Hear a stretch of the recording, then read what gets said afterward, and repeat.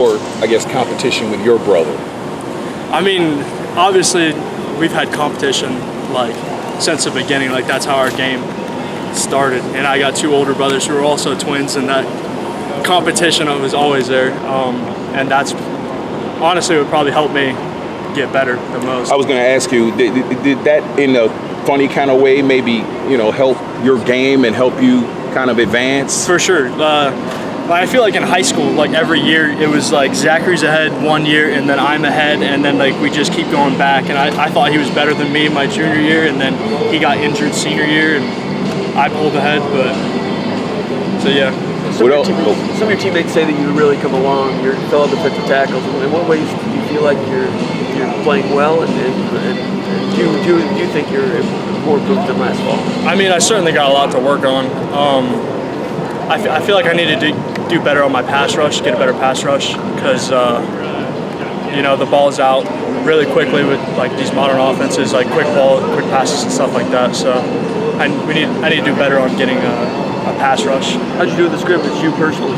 I thought I did pretty well, but I mean, there's always stuff to work on, and then we get here in fall camp, put the pads on again, and start all over.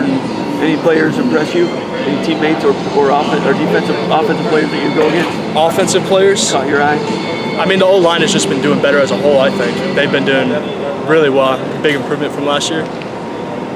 What was kind of the watershed moment for you when you got in here and, got on the pads and got out there with everybody? What was kind of the moment where you're like, whoa, not high school anymore? Like last year or this year? Yeah. Both? Because, both. I mean, and I was going to say going from last year to this year. Yeah. I mean, last year I remember the first one-on-ones we ever did, I went up against Kevin Jarvis, and I like tried to spin around, and he just threw me right on my back, and I was like, okay, it's not high school anymore. And so then what'd you learn off of that coming in?